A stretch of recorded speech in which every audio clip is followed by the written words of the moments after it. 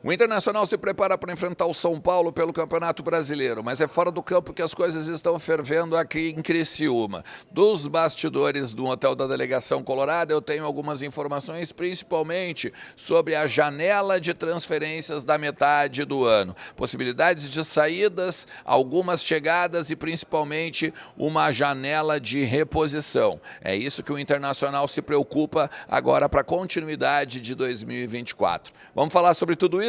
Então tu sabe, fica comigo depois da vinheta.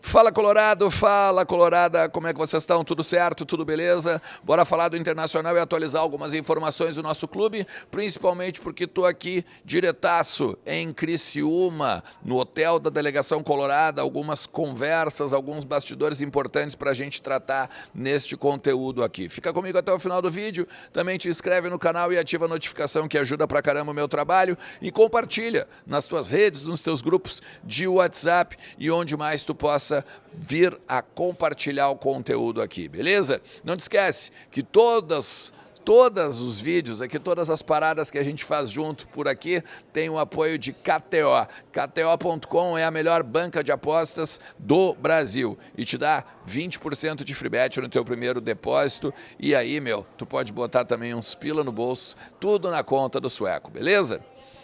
Vamos lá, gente, assim...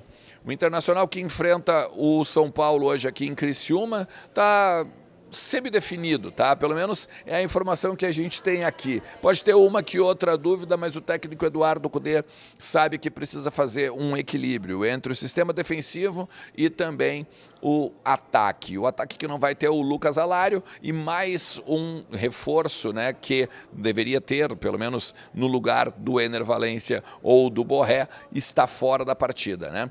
Luca deve ser a grande referência do Internacional no ataque, mas algumas opções, principalmente lá atrás, que a gente pode ainda ter alguma dúvida. Fernando junto do Vitão, para ter uma melhor qualidade no passe da bola, com o Robert na posse de bola e até na saída de bola, com o Robert Renan na esquerda ou até o René jogando, né, como titular pelo lado também esquerdo ali, mesmo com o Fernando entrando na defesa. Olha, assim, conversamos com muitas pessoas aqui no saguão do hotel neste início de tarde e me parece muito claro que o Internacional pode perder ou Bustos, ou Vitão, ou o Maurício agora nessa janela de meio de ano. Por quê? Porque o Inter tem hoje uma situação bem complicada em termos financeiros. Não só pela questão da calamidade, mas também porque o Inter tinha um orçamento previsto de 68 milhões negativos agora nos primeiros 4 meses do ano e foi superior em 30 milhões. O Inter está quase com 100 milhões negativos neste primeiro quadrimestre. É claro que é normal. E aqui eu não estou tentando normalizar o déficit, eu estou tentando que vocês entendam que nos primeiros 4 meses do ano tem inadimplência mais alta, são os meses do ano em que poucos patrocinadores pagam o quadro social e até por conta também da calamidade, ele baixa mais. Então, o Inter previa alguns valores menores, mas o Inter gastou demais. O Inter gastou, por exemplo, com o Borré.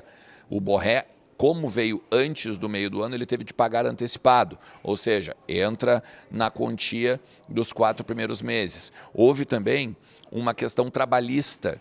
Houve alguns processos trabalhistas que o Inter teve de pagar. Um deles, por exemplo, o Vitinho, de 2015 e 2016, que estava na Justiça também do Trabalho. E aí tem outras questões, a folha, né, o custo do futebol e a folha ainda muito altos, quase batendo na casa dos 20, 25 milhões entre folha e custo do futebol. Ou seja, o Inter precisa organizar suas finanças. E aí 3 nomes aparecem como os principais ativos colorados. O Vitão, pelo fato de ter o pré-contrato já assinado com o Inter, finaliza o seu vínculo com o Shakhtar, o Inter pode então faturar com este jogador. O que me disseram aqui? se vier forte da Europa, não tem como segurar. Primeiro, porque é uma quantia boa para os cofres do clube. Isso, e muito se fala, né, dos 10 milhões, o West Ham, outros clubes também dos mercados principais da Europa. Se bater na casa dos 10 milhões, não tem como negar e o Inter vai ter de, então, ir ao mercado para repor o Vitão. E Yerry Mina, por exemplo, praticamente descartado. Salcedo, interessante o jogador, pelo que se percebeu aqui também, do Cruz Azul do México. Mas me parece muito claro que hoje, em termos Europa, o Vitão é o ficha 1 para sair daqui. E aí a gente tem o Bustos e o Maurício.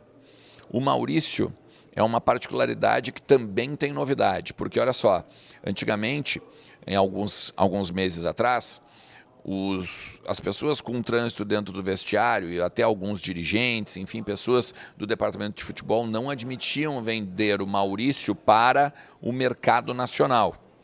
Já há reticências nesta questão. Por exemplo, o Palmeiras, há alguns meses, ofereceu 14 milhões de reais para o Internacional para ter Maurício. E o Inter disse que não ia vender, porque o Inter só tem os 50%, ficaria com os 7 milhões, não é o que o Inter quer. Porém, uma frase que foi dita aqui há pouco, entre algumas pessoas que a gente conversava, para o cenário nacional é mais, ou seja, o Inter não quer apenas o que ele gostaria dos valores, por exemplo, se viesse um clube da Europa.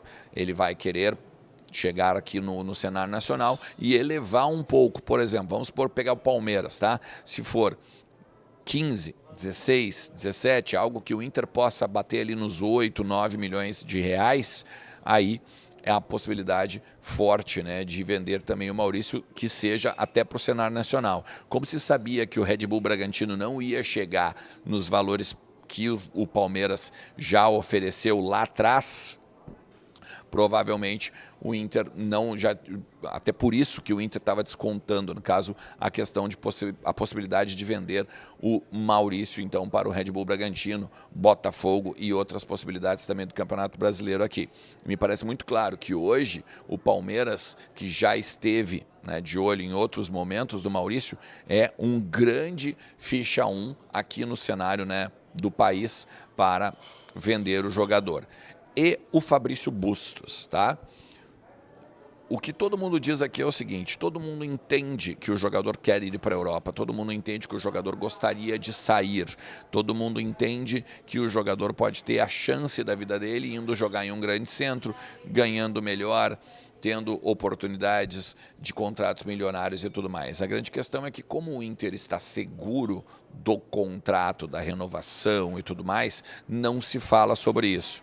Mas está muito próxima a possibilidade de ele não só permanecer no Inter, ampliando o seu contrato até então 2026, naquela renovação que se fala, né, ser automática, para então sim o Inter negociar com esse jogador para uma transferência. Ou seja, o Inter não perderia o jogador e, ao mesmo tempo, teria o dinheiro em caixa de uma eventual venda em outra oportunidade, não deste meio do ano, mas provavelmente ao final, quando daí sim, né, já tem a renovação do contrato, já há a possibilidade, então, de faturar com o Fabrício Bustos. Ou seja, 3 jogadores que hoje são titulares do Internacional, talvez o Maurício ainda haja alguma contestação, mas com possibilidade de deixar o clube ainda na temporada. Beleza?